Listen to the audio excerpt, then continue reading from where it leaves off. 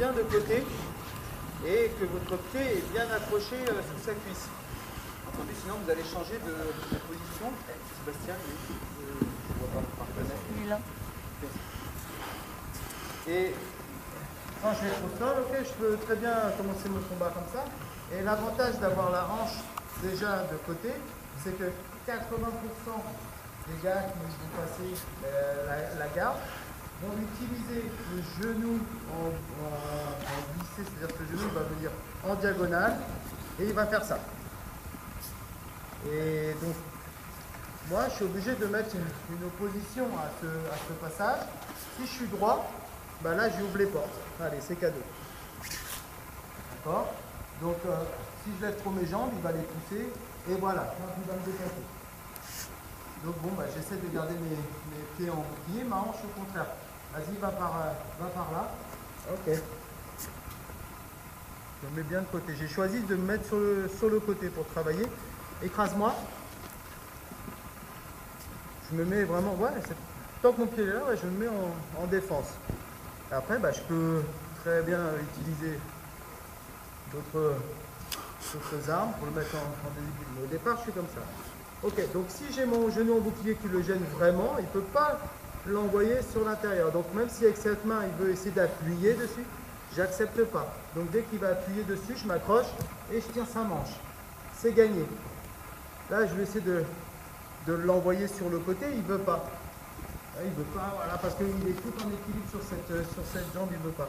Ben, rien ne m'empêche de sortir ma jambe. L'autre, elle est déjà sortie. Ah, je l'attaque. Je tiens, il ne veut toujours pas partir. Ah, ok, j'essaie d'avancer. Je tiens cette jambe. J'ai toujours mes jambes qui sont en pince. Ben, je peux continuer à repousser par là. Oh, pousser, l'emmener vers l'arrière. Je contrôle complètement. Une fois qu'il est dans cette position, plus revenir, hein, c'est le même travail, hein, j'accompagne. Hein. Okay. Donc, quand j'arrive à saisir sa manche tout de suite, c'est facile de travailler. Maintenant, on va descendre un petit peu, voilà. Là, non, c'est bien, mets-toi sur moi l'attitude de la pression, ok. Très souvent, la personne va venir, voilà, la main au col, et plutôt essayer de m'écraser, de me garder au sol. Donc, au lieu d'aller tenir sa manche et de tenir là-haut, je vais tout simplement pincer son avant-bras avec mon bras. Okay, je le tiens de cette manière.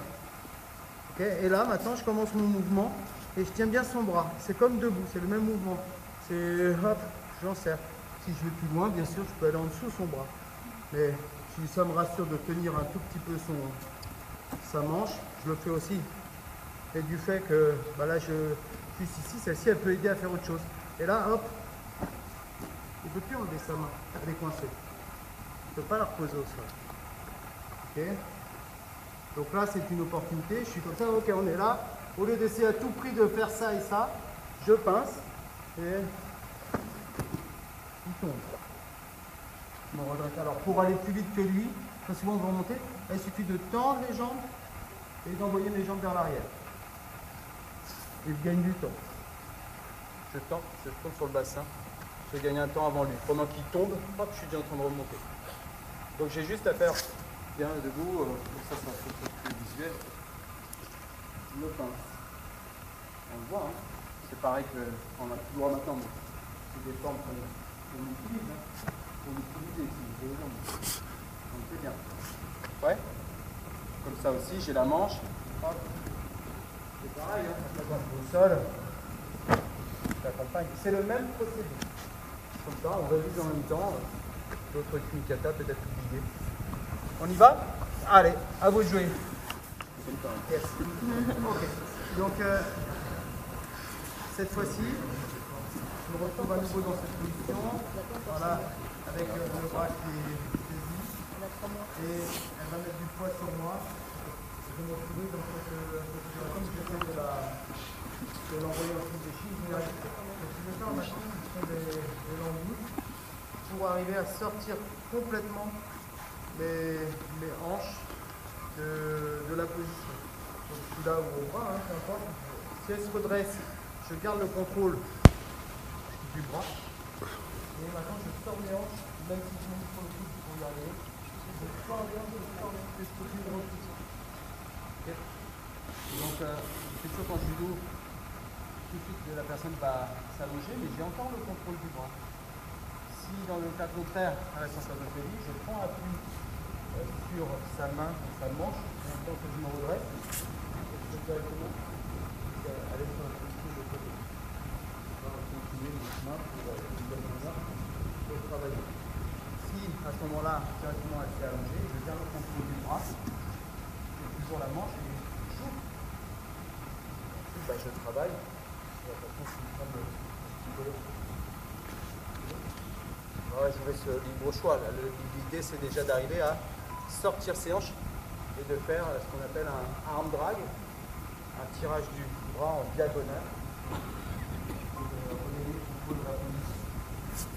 Donc, je suis, j'arrive à avoir la manche, elle résiste un petit peu, c'est ça. Alors, je peux pousser même avec mon autre jambe la pointe du genou. Je sors, je travaille. J'ai de la force ici, même si elle est fort.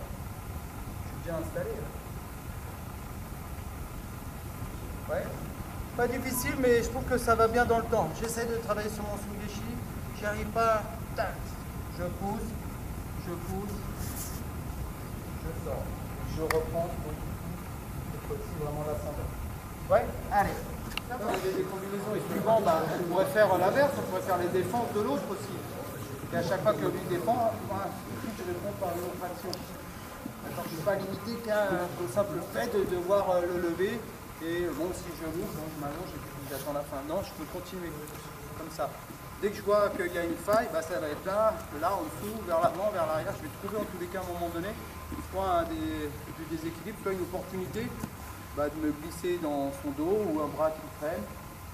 Là, on ne le fait pas, mais il y aurait aussi tout un travail dans les jambes, bien évidemment, qui est intéressant. Voilà, bien. Ok. Un petit travail aussi sur ce Sungeshi que je trouve aussi intéressant à exploiter. Donc je me retrouve avec la jambe intérieure. J'ai le travail de la manche, toujours de la même façon, mais cette fois-ci je vais, si je peux, mais dès le départ de l'action, c'est sortir ma jambe et dessiner un lasso sur le bras. Et je re-rentre ici. Alors je croise toujours. C'est bien, on peut le faire avec cette main, on verra peut-être plus tard, mais en croisé, je récupère au plus simple le col et mon pied toujours à l'intérieur. Donc mes doigts genoux au sol, ça vous affecte un peu moins. Faites attention à la chute parce que souvent ça tombe sur la comio. Donc je reste dans la position, hop, je me place, je lève, il tombe. Avant qu'il ait récupéré ma jambe entre ses jambes, là, et que je sois bloqué et que je suis obligé de dégager ma jambe, au moment où il tombe, top, voilà, c'est le parfait moment. J'enlève mes jambes et je tire sur son bras du plus fort que je peux pour arriver sur cette position de la clé de bras. Ok, une fois que je suis là, je saisis fort son épaule et vous voyez, il veut s'enfuir. Pourquoi il arrive à tourner? C'est son pouce. Son pouce lui donne la direction pour sortir. Si je replace son pouce dans la bonne direction, c'est comme un gouvernail, il est obligé de revenir. Mes pieds, poids de corps sur lui, pas tendu, ni croisé pour le moment, même si j'ai le deuxième bras. Là, posez fort vos appuis, il y a deux appuis forts sur lui, un vers le corps, un vers la tête, et le gouvernail. Je pince fort l'épaule avec mes genoux. Si je suis relâché, bon, on peut faire des plaies, mais le problème c'est que il va vite s'enfuir, donc il va tourner. Et si j'ai bien le pouce et du poids sur lui, même s'il commence à tourner, ça dirige un peu le reste. Okay, alors même là, ici, souvent on est comme ça, on va faire la clé de bras, mais il tourne parce que je ne tiens pas bien le pouce. Ça joue sur le reste du mouvement. Donc une fois, donc, ok, je travaille, j'ai la manche. Donc on va travailler 1, 2, je me place. Si lui arrive à dégager sa jambe de mon crochet, je tends là, ok, je ressors. Je suis à nouveau, mon travail de arm drive, de travail en diagonale. 1, 2, ça, ça. Si je le place ici, bah c'est pareil. Hein. Si je fais mon mouvement, ça l'accompagne.